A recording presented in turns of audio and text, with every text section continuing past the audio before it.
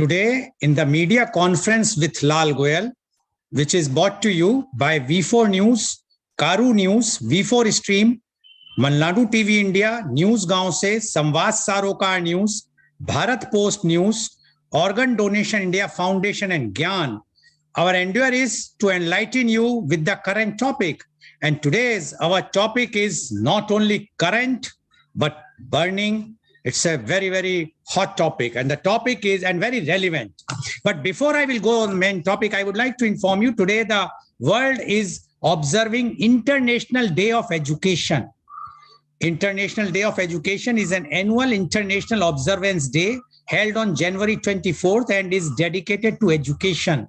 On December 3rd, 2018, the United Nations General Assembly adopted a resolution proclaiming January 24th as International Day of Education in celebration of the role of education for bringing global peace and sustainable development.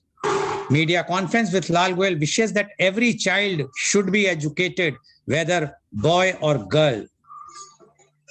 India is celebrating today the National Girl Child Day. National Girl Child Day in India is celebrated on January 24th every year. The day was an initiative of the Ministry of Women and Child Development in 2008. The objective behind celebrating the National Girl Child is to provide support and opportunities to the girls of India.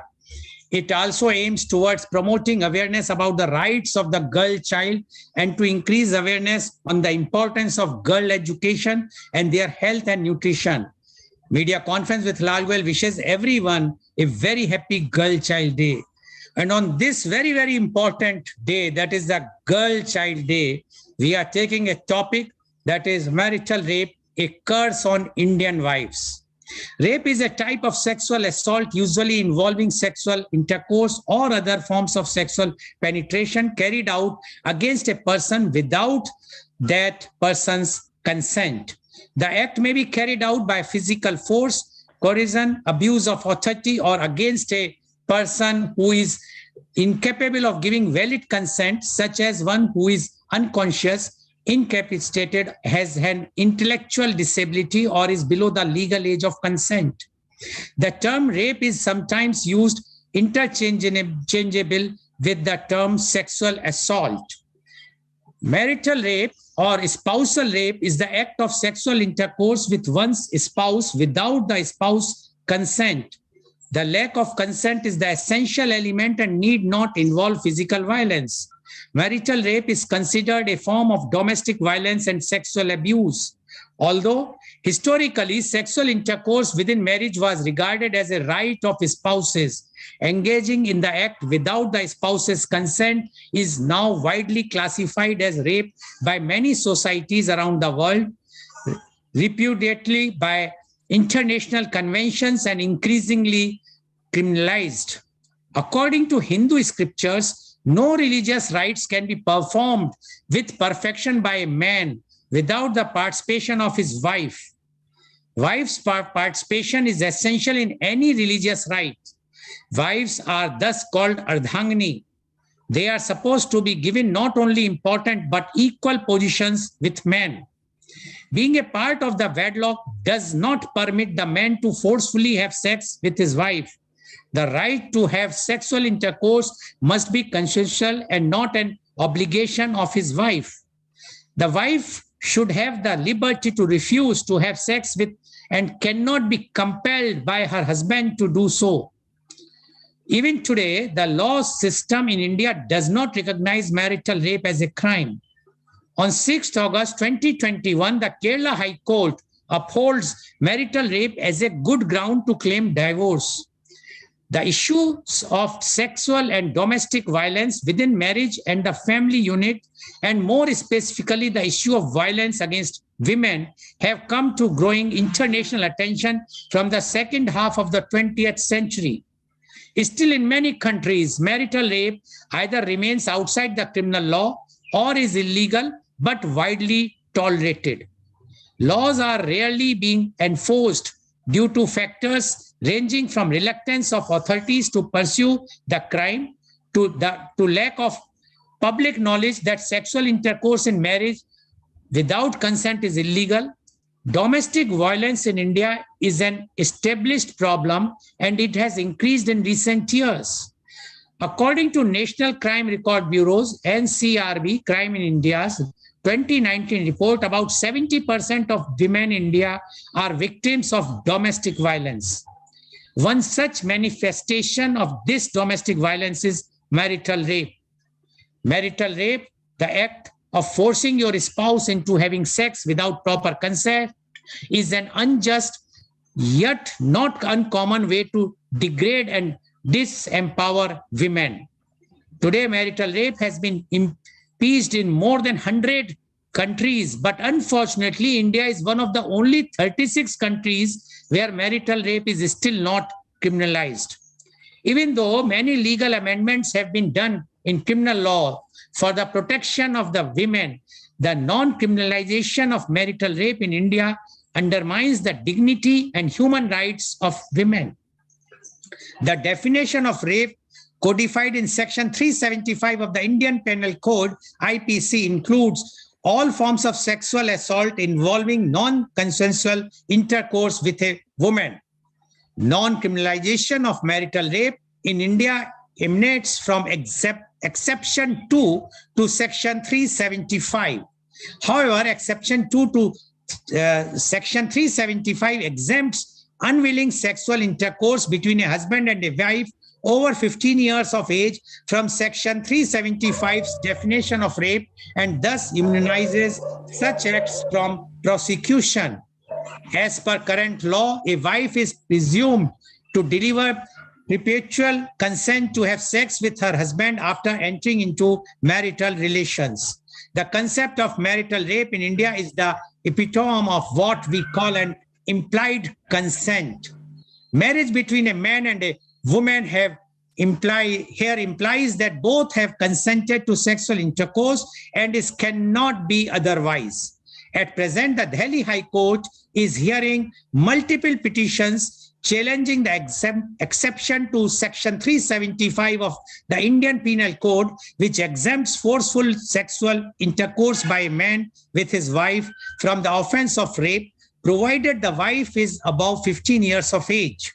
The petitioners have challenged the constitutionality of the marital rape exception on the ground that it discriminates against married women who are sexually assaulted by their husbands.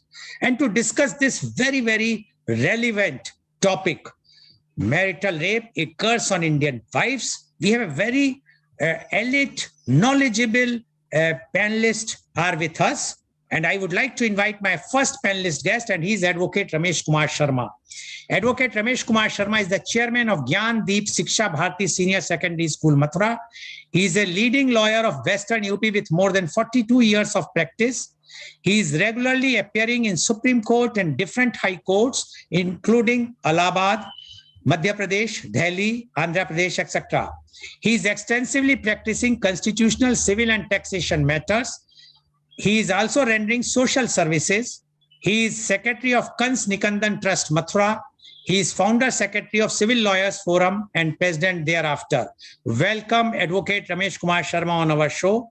Advocate Ramesh Kumar Sharma, I read the report, which clearly says that India is one of the 36 countries out of many other countries which is not having this law, which criminalize the marital rape, while 100 countries, this is a criminal act.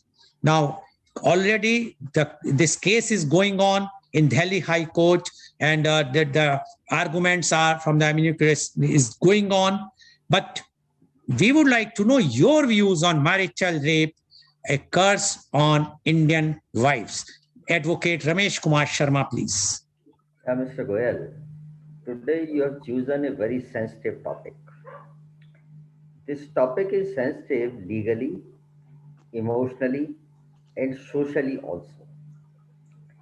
It affects the life of person, family life of the person, and the complete social setup of our society. As you have said, this matter is being heard by Honorable Delhi High Court nowadays, wherein this exception 2 of Section 375 has been challenged. the main ground of the challenge is that without consent,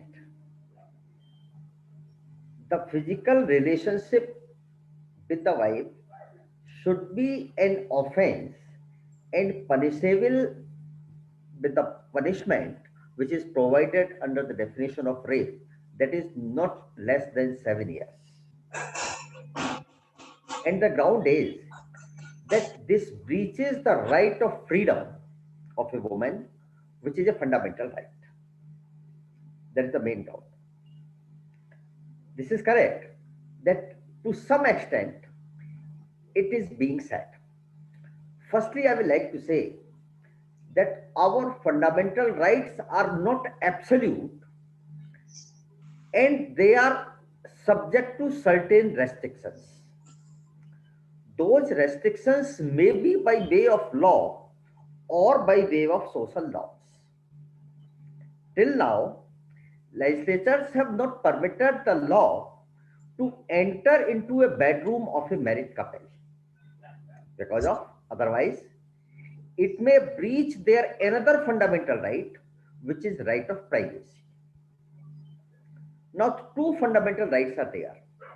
The right of privacy of a married couple is also to be preserved, and right of freedom of a wife should also be given a proper weight. What I feel that this should be left to the married couple, and this bedroom behavior should be left for them to choose what they have to do. And it is further should be further there should be expectation that both of them should respect the feelings of each other.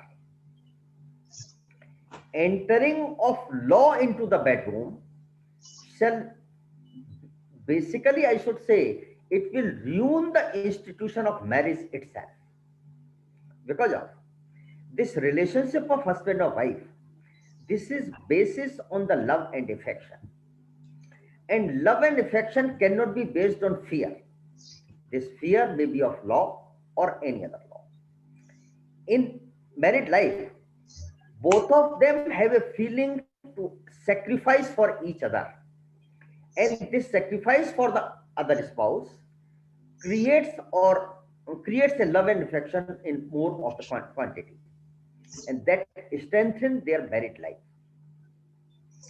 So this feeling of sacrifice to each other must also be kept in mind. But why I have initially said that if due to any reason, if any of the spouse is unwilling, then the feeling of that spouse must be respected by the other.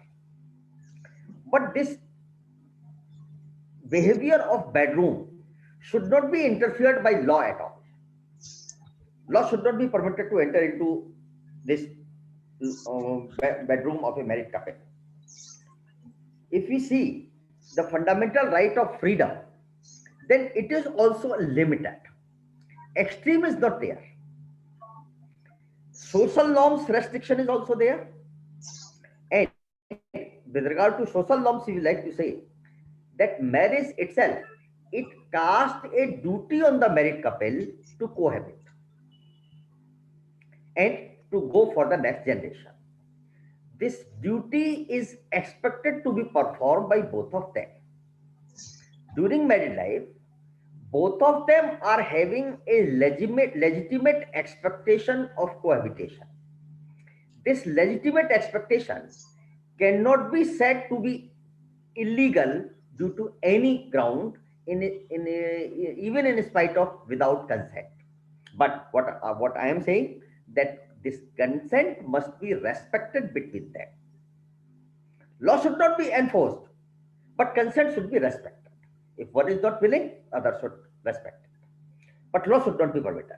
Now we have to differentiate two things: physical relationship in between the in married life and outside the married life. First, I would like to say outside the married life, the physical relationship is a social and moral evil outside the married life. But it is not illegal if it is being done by two adults with their free will. Now, it is only the consent of these two persons which makes the physical relationship legal or illegal. Basis is the consent only. Now, we come to physical relationship within married life. As I have said, it is the duty of the couple to have cohabitation. So such an act should not be criminalized at all. But feelings of each other should be respected by the others. So when we go to other side,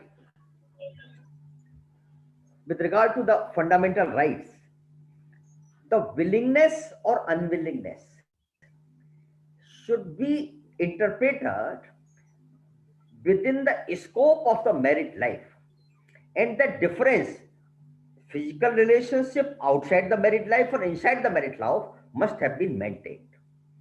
If this difference is being diminished by this interpretation which is giving nowadays, that without consent it is rape outside the married life and inside the married life, then there shall be no importance of this institution of marriage itself, and it will destroy the complete our social system, which shall not be advisable at all. I want to say one more thing. Recently, our CGI have said that our legislators are, at the time of framing of law, they are not considering the long-lasting effect of the law which where they are framed. That is correct. And that's why our CGI has said that courts are feeling difficulties in interpretation of law. The words are meaning something else, and though that meaning is being given it to interpretation, then it may destroy the social setup of our society. So that is becoming a problem for the courts to interpret the law. What I want to say, that this principle should also be made applicable for the high courts and honorable Supreme Court to interpret the law. At the time of interpretation of law, courts should also consider the long-lasting effect of their interpretation. Not only by the pure fundamental right version or by the pure meaning of the words, but the long-lasting effect of their interpretation on the social setup of our society. This must be kept in mind. And this is a very important aspect which our Honorable CGI has said very recently. So my view is that this action should not be criminalized at all. Rather, we should train both of them to respect the feelings of each other. Criminalization of bedroom activities will destroy the institution of marriage itself. That's all.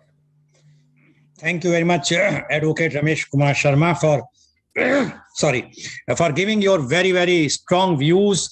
And according to Advocate Ramesh Kumar Sharma, this act should not be criminalized and the exception should remain like this, because he says if we will put it under the criminalization, then the marriage institution will be destroyed.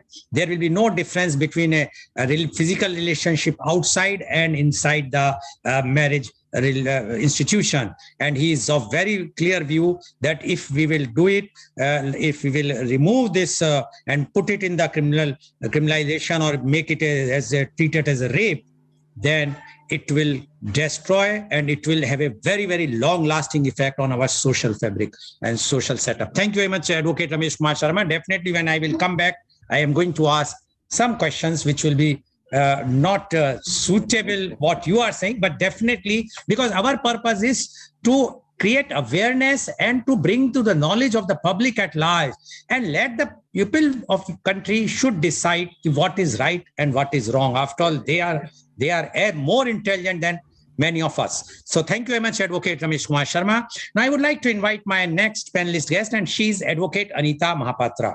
Advocate Anita Mahapatra is an eminent lawyer and partner in Attorney Alliance law firm based out in Delhi, having more than 24 years of working in various industries and fields, out of which 12 years in the legal field. Being a daughter of an army officer, she had an opportunity to her schooling in various states of India. She was active NCC cadet and marched on Rajpath in the year 1992.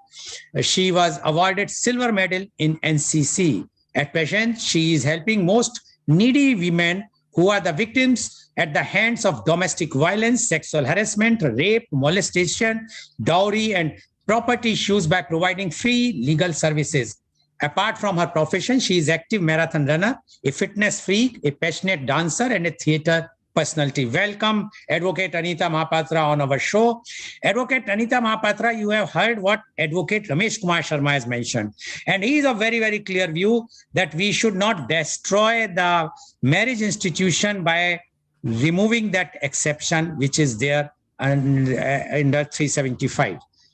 We would like to know your views, because you are dealing basically for the domestic violence and sexual harassment and rape, etc. cases, in which definitely you might be getting many cases where the marital rape is involved. We would like to know marital rape, a curse on Indian wives. Advocate Anita Mahapatra, please. Thank you, Mr. Goel. Good morning, everyone. Good morning, panelists. Good morning, all the viewers who are listening to the burning topic today, marital rape. So this actually criminalization of marital rape, it has been a long outstanding debate in India. And today I got opportunity to speak on this topic. So while at a macro level and at the face of it, social media users bat for the same, it is important to understand the other side and ground realities before pushing for any law which may seem popular and driven by emotions. So, okay, let me start with a little, background of this topic, how this topic came to limelight. Today, everybody is talking on this, and senior counsels are arguing since January 7. It's still pending, and arguments are being heard in Delhi High Court, and judgment yet to be passed. So, why this has come up? In 2017, Delhi High Court had agreed to examine the issue raised in PIL, which was filed by Karuna Nandi, Advocate Karuna Nandi, who represented RIT Foundation and All India Democratic Women's Association, who sought striking down the exception in their Indian Penal Code that does not consider sexual intercourse with a wife as a rape, provided not less than the age of that wife should not be less than 15 years of age. Now let's understand what is exception in section 375, that is definition of rape. When rape is defined in 375, there are a lot of descriptions has been mentioned, like with her will, without her consent, with her consent, and blah, blah, blah. Many 7 descriptions are there. So exception 2 says sexual intercourse or sexual acts by a man with his own wife is not rape, provided age of wife is not under 15 years of age. So now this petition was seeking for setting aside of this exception in the rape law that protects husband, stating that it violates the right to equality, freedom, and to live life with dignity provided under Constitution. Now at that time, what Delhi government argued, they said that quashing this exception would lead to creation of an offense, which is a legislative job, and courts cannot create or legislate an offense. And what central government said, they also opposed this petition, stating that marital rape cannot be made a criminal offense as it could become a phenomena which may destabilize the institution of marriage and an easy tool for harassing the husbands. Now what happened? One NGO, they as an intervener represented this petition. They opposed this PIL, right? Stating that married women have been given adequate protection under the law against sexual violence by their husbands. Now, at that time, 2 division bench were there. One was Chief Justice Geeta Mittal and other was Justice C. Harishankar. So they posed various questions to these NGO who were representing as an intervener. So they asked whether their stand was that a husband has a right to perpetrate sexual offense on his wife, and could he force sex on his spouse? To this, these guys said in the negative way and said there were existing provisions, including domestic violence law, harassment to married women, unnatural sex, which provide adequate protection to a wife against sexual violence committed by the husband. However, they strongly also argued that no such protection is given to husbands as laws in India. They are gender specific and not gender neutral, unlike in most parts of the world.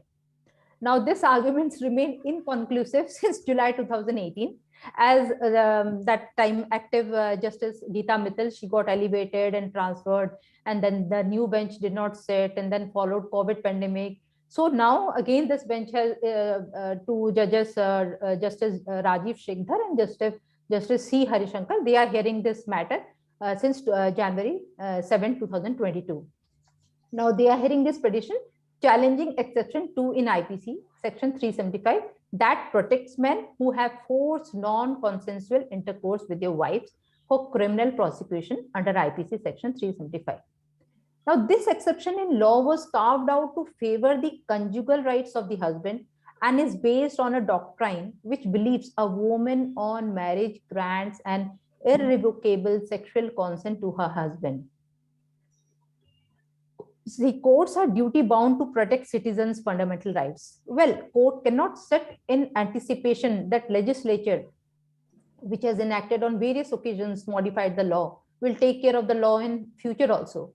Though Delhi High Court during this hearing said that there can be no compromise about the fact that a woman has a right to sexual autonomy and right to say no, but again added that it would require an incisive approach to decide whether even a single instance of unwilling sex by a husband with his wife can be termed rape, which will then entail an imprisonment of 10 years. So HC has rightly said that there can be no compromise about the fact that a woman has right to sexual autonomy, bodily integrity, and right to say no. The husband has no business to compel her to a sexual relationship if she's not willing. Now see, is status of marriage sufficient to warrant denying a wife the ability to prosecute her husband of rape? Tell me, if the object was saving the institution of marriage, then wife would not have been able to prosecute her husband for anything. If there is a possibility of misuse of provision, there can be misuse of section 376, 498A, domestic violence, blah, blah, blah. Lot many sections are there. It can be misused. But is that a ground to deny to even that one wife who has been violated? It's time law tells the wife, marzi hai aapki, var hai aapka, aap pati parmeshwar wali baat nahi. In case the court decides to strike off the exception, he will come up with the suggestions to prevent the possible misuse of criminalizing marital rape. Of course, it will come up with the solution. Now, see, according to NCRB, National Crime Records Bureau, 70% of women in India are facing domestic violence. In ancient times, woman was considered as property of husband or father. After marriage, she is considered as sexual property of husband. Before marriage, a property of father. And if they get raped, that means their property has been vandalized. So rape was considered as rape against woman, not against her husband, as she was her sexual property. Now see, Babylonia in 1900 BCE, a man was punishable by death if he intercourse with anyone's wife or anyone's daughter, because it was believed that wife or daughter is someone's property. Similarly, long time back, also rape was considered a property crime. That's why it was believed that husband can't rape a wife, as wife is his property and he can do anything with her. Even 17th and 18th century, when British Empire was established, then laws were made that rape is crime against women. This law was introduced only because rape violates sexual purity of a woman. And after marriage, husband cannot violate sexual purity of a wife. During that time, questions were asked about purity of a woman. From British era only, there have been a very conservative thought that woman is recognized by her husband only because they are their property. So this is what we call it doctrine of coverture.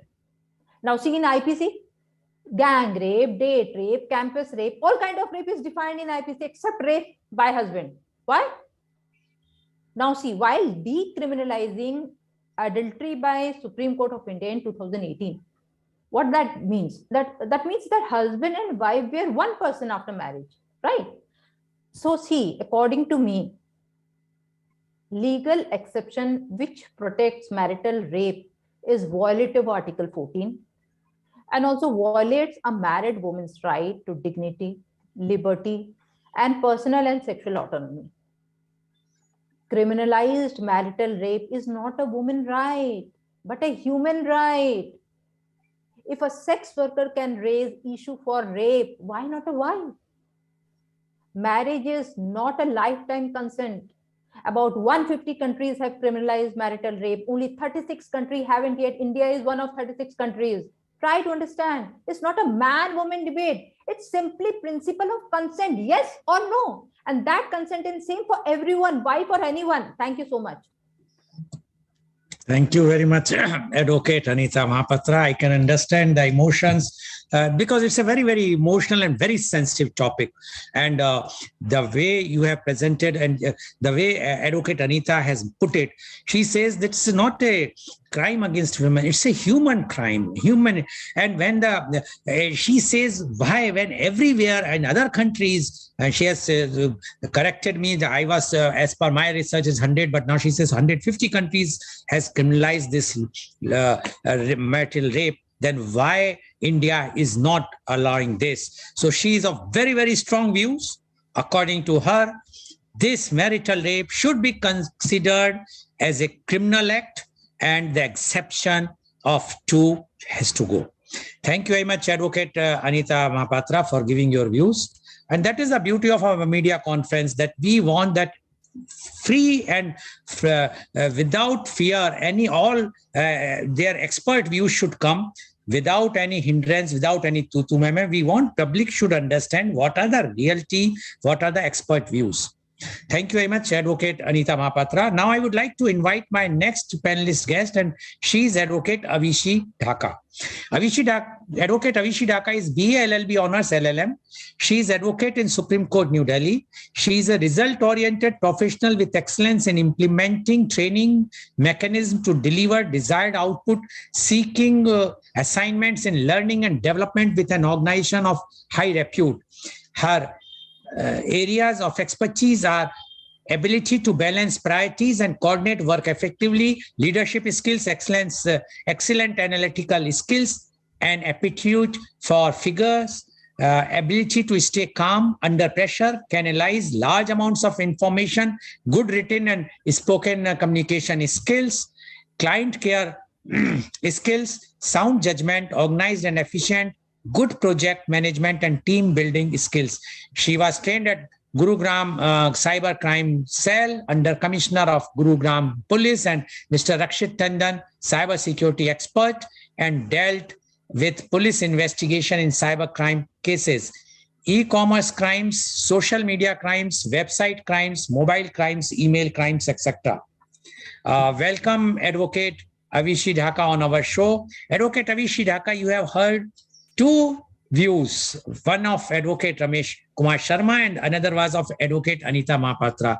Both are of different views. Advocate Ramesh Kumar Sharma very clearly says that if this exception will go, it will ruin the marriage, institution of marriage and the piety of institution of marriage. While Advocate Anita Mahapatra is very, very clear and very strongly says that this exception should go because it's a inhuman and it's a crime, because earlier it was the girl or the lady was supposed to be treated as the property. Now she is no more. She is an individual as a man, all rights what man is enjoying. Now, we would like to know your views on marital rape, a curse on Indian wives. Advocate Avishi Dhaka, please. Yes, sir. Good morning and good morning to all my fellow panelists today. I heard their views, so that is why a lot has been discussed. What is marital rape? I will not discuss that. But I want to say that I am in favor of a law which will criminalize this marital rape. And I do not believe in being gender specific. Although women are vulnerable and India is a big country with a lot of cultures and a lot of variety. So we cannot say the way we are empowered in big cities, we are empowered in all parts of India. So there's a big parity for us to reach. So we need a law, which is a marital rape law. To I know that it will destabilize the marital life of people or the society, but there has to be a law in protection of that, because this is not the first time we are discussing. It will also solve a need. When we see, because we are all lawyers, and we also know that people take divorce. There are many ways that people nowadays are having divorce openly. When you take divorce, there are grounds of divorce, and for that we say that there are many grounds that says that is incompatibility the main issue, or they are not able to live, or the boy is not able to maintain the wife for a long time, and now the priorities have changed. Maybe uh, they don't want to live in the same city or in the same country, or and the main reason is sexual satisfaction, or and the last one is the ability to procreate, maybe. So when we see that these kind of aspects, so they become the ground of divorce. If you don't want to do this, or you do not want to tolerate this, get out. But so far you have used the body of the female or the male, you cannot tell them to just get out from their life and be on their own. Is this not a fracture in the societal system? Are we doing it as a just feature? Because then you are forced to take this criminalized act in a legal manner, which has a legal protection to it, that if, even if you marry for the second time, there is no guarantee that this thing will not happen. So as a solution to it, but what if the law is made, rape marital law is made, so then the problem would be the burden of proof. How will the wife prove that he had you know raped that time, and his feelings were not the same? They were he was in a mood of rape, or how you want to define that he was abusing his authority, confidence, love, and maybe how are you going to prove that you were not submissive at that time? So each time you get intimate, you are not going to get into agreement that for on this day here, for this time we are getting romantic and we will now make love to each other with consent. So there cannot be defined thing for consent so properly, and there won't be witnesses to support that, because it is a bedroom behavior. So that might be challenging, but where people have a ground of divorce, in most of the cases, rare of the rarest, that they were abusing, and because of that their body had to suffer. They suffered mentally, they suffered so many loss of life, and personal liberty, freedom, and so on. But there has to be a law. Only then will the people understand, and some kind of we are talking about law, we should talk about life, how to live life with a spouse. That should be a matter of subject, or some kind of a training, psychological training, which should be given and taught at the college level, because at that time you are over 18 and quite mature enough that you might be marrying soon. So there has to be a mandatory subject for everyone, how to behave with your spouse, be you are straight, gay, lesbian, or whatever. But there has to be something that how should you behave with your partner, whether you marry or you don't, how to live with each other, how should you respect privacy and personal space of that person, and how should you treat each other's body, how do you get intimate, and so other things. No, just sex education at school level is not enough, which is not even done properly in most of the cases. So that kind of behavior is to be taught, at least like a mock or a drill. It is a mandatory thing. So how should we behave within our family?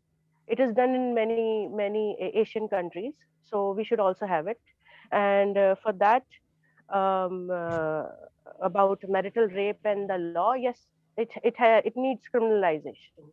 And because there's a change in the society, suppose today I'm not married, but I will need someone that in future, if I marry someone and this kind of thing happens, of course the person needs some legal protection against this, so that you do not become a commodity, or when people are equal, whether they're illiterate or literate, or they marry with whatever status, the other person doesn't get you to become their commodity or property, registered property. So because you will have some rights, which we say that it is a matter of fundamental right, and fundamental right cannot behave with privacy or get but it is not absolute. It is happening, the change is happening. If it can be for Aadhaar, then why not for marital rape? So this is my stand for it. Okay, thank you very much, Advocate Avishi Dhaka. And Advocate Avishi Dhaka has also supported that the criminalization should be allowed and the exception should go. And she says it's our fundamental right of a lady or woman, and it should not be allowed by misused, even if he's a husband, although she said it should be a gender neutral law for both, but and everyone has to respect each other. Although she also mentioned that it's a burden of proof is very, very difficult, how to prove it, because it's inside the bedroom and no witnesses are there.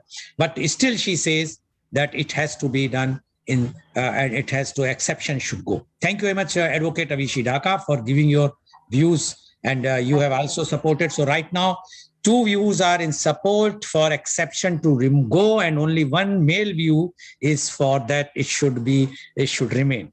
Now my question goes to Advocate Ramesh Sharma, because other panelists have not yet joined. They are one of the panelists is pleading in this particular case only. He says that he will be joining after some time. So if he will join, we will go to him once he will be there.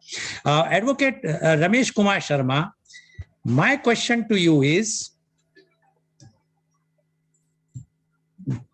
does a woman lose the right to her own body after marriage?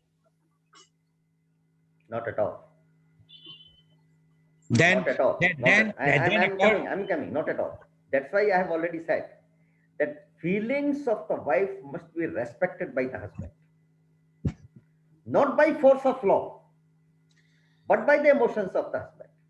And Avsi has rightly said that for that purpose, a proper education must be given to the children. To whom?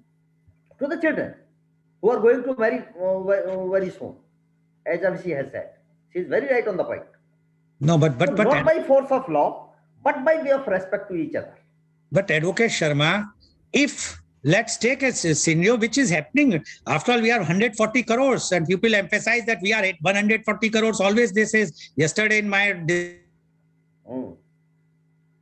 discussion about the vaccine, they were all panelists were saying we are 140 crores. So today I'm saying, yes, we are 140 crores. And you cannot expect everyone to follow your moralities and that respect.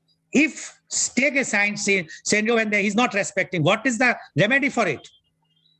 Advocate Sharma, is there any meter to gauge? Yeah, Mr. Goel. Then what shall be the result? As I have referred the session of CGI, that the result said be the case of rape shall be initiated against the husband. It will go for years, and even if the husband is paralyzed, not for the 7 or 10 years, whatever is there, the married life or the life of the wife is ruined totally. So she is the ultimate sufferer of that offense. But it means what Advocate Rita has mentioned very clearly, it means even for domestic violence, every High Court and Supreme Court has specifically said that the provisions of domestic violence and dowry provisions are being mostly misused by the ladies. Every High Court and Supreme Court have said. And that was they have liberalized the provisions of bail for family members, not for the husband, but for all the family members, because of the misuse of the provision. Okay. And there are all the chances of the misuse of this provision also.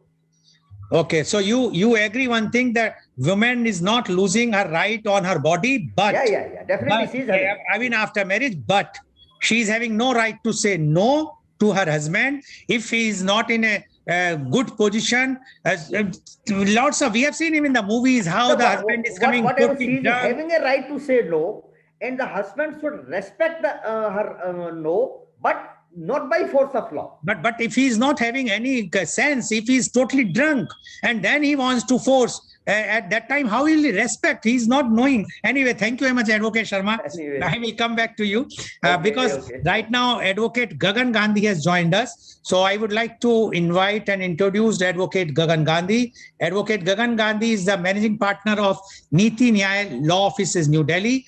After doing his graduation in mathematics and statistics from St. Stephen's College, he completed his management from Faculty of Management Studies, FMS, University of Delhi. He worked in American Express Private Limited in their Risk and Information Department before he decided to do law from Faculty of Law, University of Delhi. He has research paper on Social and Environmental Disclosure Index, SEDI.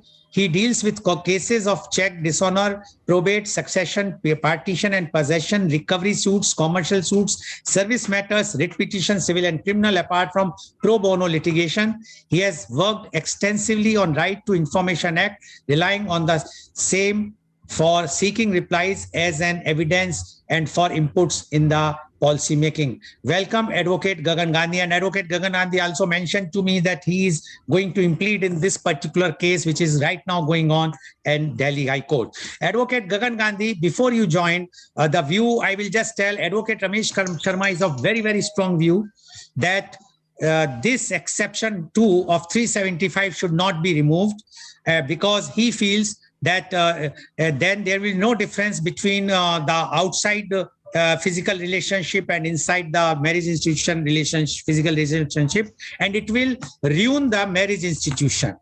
While Advocate Mahapatra as well as Advocate Avishi Dhaka of very, very strong views that this exception should go. Now, we would like to know your views on marital rape, a curse on Indian wives. Advocate Gagan Gandhi, please. Yeah, thanks, Mr. Goel, for inviting me and giving me the opportunity to voice my opinion on this very controversial topic, I would say. And I was listening to Advocate Ramesh on his views on this. And so whenever it comes to marriage, I do not know why it becomes man versus woman. Why it is not man and woman? Because marriage is an institution and there is a premium attached to that institution. So, and that premium should not be taken away by any law whatsoever. So, and as Advocate Ramesh was saying that it should not be by force of law. It should actually, the law is as good as its practitioners. So if people are not willing to accept any law, your law is bad actually. Your law is bound to fail eventually.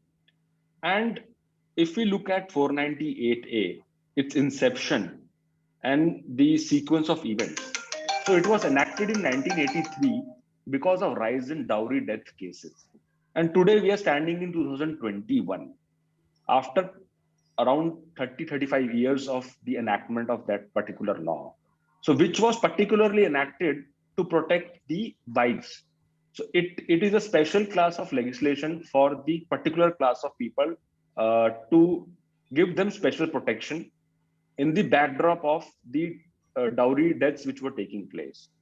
Now, judgment after judgment, Law Commission report after Law Commission report, it has been observed by statistics that the effectiveness of that particular provision and how that provision has been used over the time.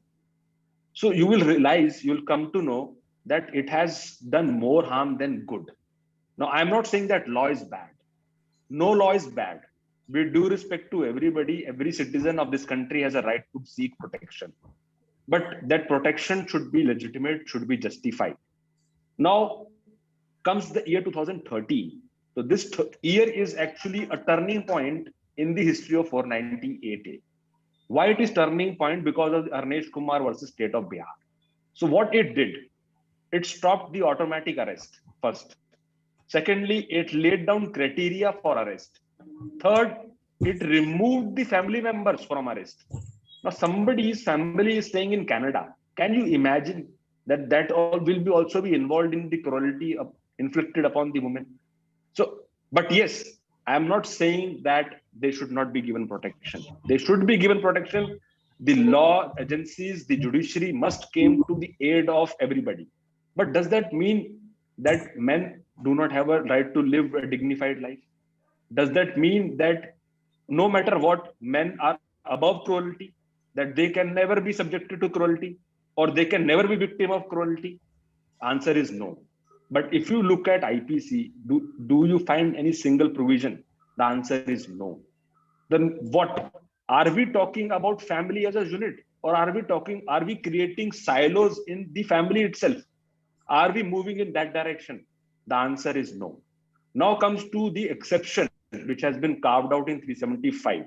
So this is a legitimate this is a legitimate differentiation actually, which has done. So this differentiation is between marriage and not marriage. So people who choose not to get married, they incur risk of inviting 375 also. But people who choose to get married, they have a greater responsibility. So with greater responsibility comes greater privilege. So I would call it a privilege which has been given actually for choosing this institution, for carrying the family forward, which has not been given to people who are living outside marriage as husband and wife in a live-in relationship. Now, think from the perspective of choosing two options. Now, if I am given an option of going to a live-in relationship as compared to getting into an institution called marriage. So if I see that I am going to have the same consequences, why would I choose a marital relationship? I would say, okay, it is easy for me to enter into live-in relationship and it's easy for me to exit. The consequences are going to be remain same. I have to take care of the maintenance. I will be penalized for the cruelty. Domestic Violence Act also will be inflicted upon me. And so it is endless. I will be responsible for the children born out of that relationship. So where is that premium, that incentive actually given to that institution? So we have to maintain the sacrament, that sacrosancy of that relationship. And when we talk about removing the exception, we always come out with the comparison between rest of the world. So we are telling that 150 countries are signatory to this. Hence, India should also become signatory to it. Now, the concept of marriage in India is totally different. It's totally different from the Western world. So here, if you look at Manusmriti, there was no concept of divorce. So if you are married, you have married for eternal. Yes, but the concept of divorce came into being because you can't live in a bad marriage, the marriage which is already dead. So that was the purpose of bringing divorce. But the objective remains the same. The objective is that once you are married forever. And hence, if we remove that exception, so what is going to happen is, will it not open the floodgates for another round of litigations, which was being taken care in 2013? So this petition, which is being argued in the Honorable High Court, was filed in the year 2015. So look at the chain of events. Why it happened in 2015 only? Why it was not considered so grave before 2013? Because Ramesh Kumar was taking care of that. 498A was taking care of that. And suddenly we find that 498 has failed its objective. And there is a recent trend of invoking 377 also in marriages. Now imagine the plight. Now, once this 375 exception is also removed and 377 is also there, then what will be the fate of that marriage? But yes, so if the husband has actually stooped to such an extent that he has to force himself upon his wife, then that is not a marriage. Then that marriage ceases to exist actually.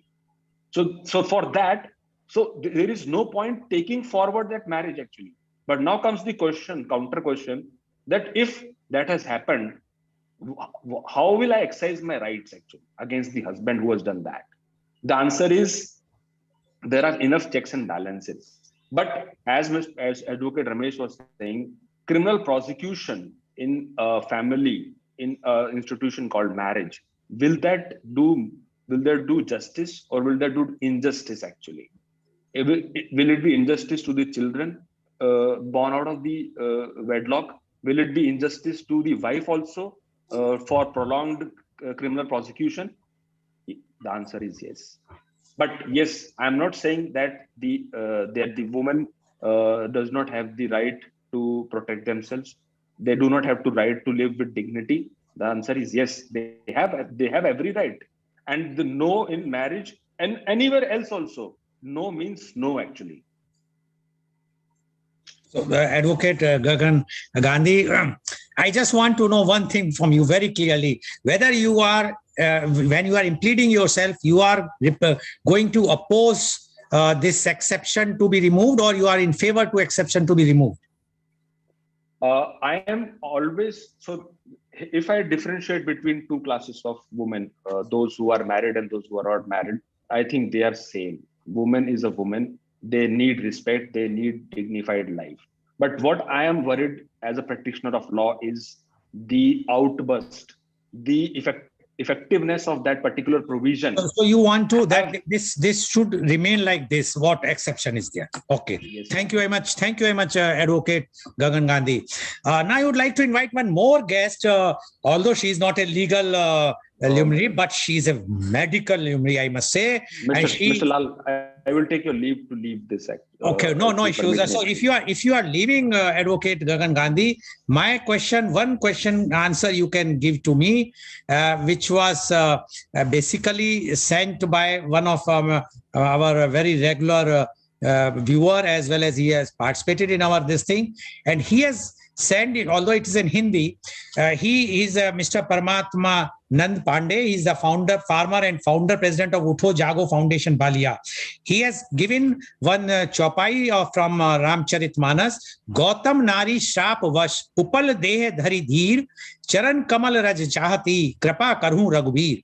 And it means that इसमें they have shown the इसमें स्त्री की विवशता दिखाई गई है, क्योंकि उसकी देह शरीर को ही समाज महत्व देता है. Our society always give importance to the physical body of the lady, not her conscience, not her soul. And that's why the Vishwamitra at that time urged Lord Ram कि आप उनका उद्धार करो, नारियों का उद्धार करो. So when and that's why, if you remember, if you recall, that there was a stone which Ram Chandji touched and she has become the lady. So my question to you is, when at that time it was started, when they considered that the lady should not be treated only for a physical, for the body thing, their soul should be also given importance. Why now we are, or you or Advocate Ramesh Kumar Sharma or many consider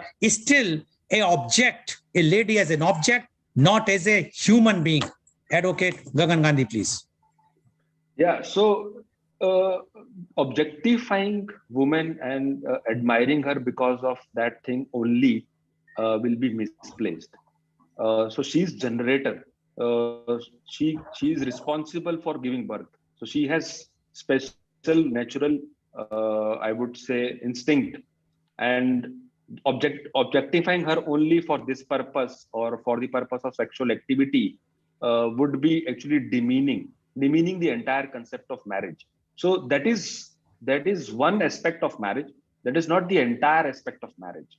So marriage does not give you only that dimension of life. That is, yes, that's a very important dimension of life that helps you propel life, that helps you in progeny, and that is, but if that without companionship, so we are talking about soul, if that without companionship, then it is not going to last very long actually. Okay. Thank you, Advocate Gagan Gandhi. You have to leave, otherwise I have many more questions. But thank you very much for joining and giving your opinion. Let's hope and wait for the result of what happened, what is the judgment. Although we know that this case will definitely go to the Supreme Court. Both the sides are so emotionally attached with this case, they will definitely take it. Thank you very much, Advocate Gagan Gandhi. Now I would like to invite Dr. Rashmi Kundapur on our show. Dr. Rashmi Kundapur is the Additional Professor, Department of Community and Family Medicine, All India Institute of Medical Sciences, Hyderabad.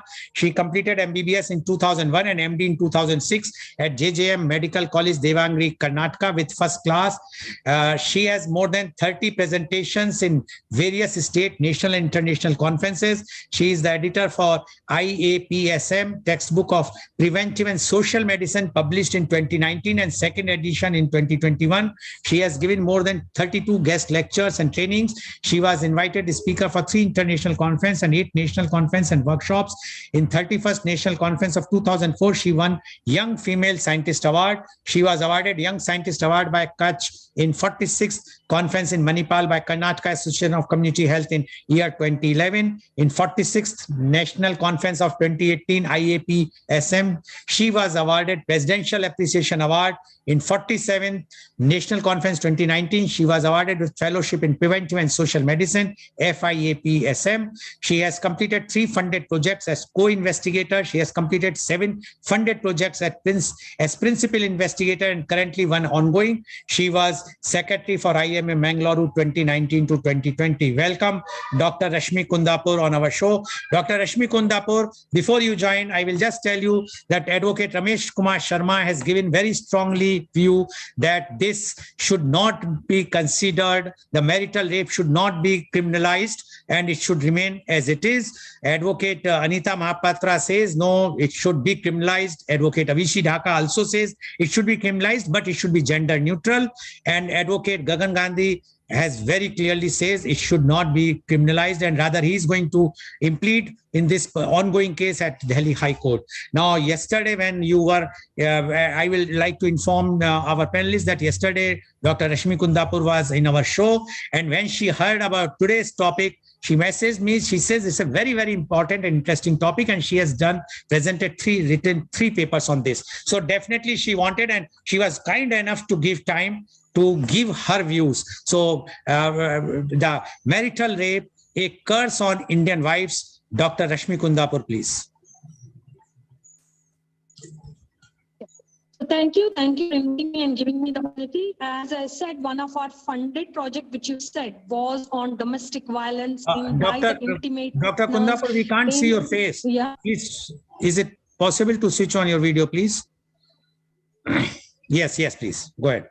Sir, it's on. I think there is a little bit of, Yeah. So one of the funded project was on domestic violence on intimate partners in Karnataka. We had done a study on that, and I have, that's what I had. Then we did 3 different projects on that. One was on educated women, one was on a rural woman, and then we also compared between urban and rural women about the domestic violence. The study was on domestic violence. The major part in that was also sexual violence when we encountered the sexual rape. And I would want to just put in this, I don't just talk about litigity about all this law as such, but would want to put you all across the data what we found that is also published in the international journals and national journals of medical journals, because domestic violence is a major medical problem which we face in different part of women mental ability. Could be in pregnancy or in the late part. And we have also seen the mortality in domestic violence. So that is the reason we medical people are interested in this marital rape, or could be of thing as a domestic violence. And we could find that all over, rural or urban, around 7% of the women in marriage are experiencing domestic violence. Of course, majority of it could be emotional violence in the educated and physical violence in the rural uneducated. But we have found around minimum of 8% and maximum of 6% of women in marriage had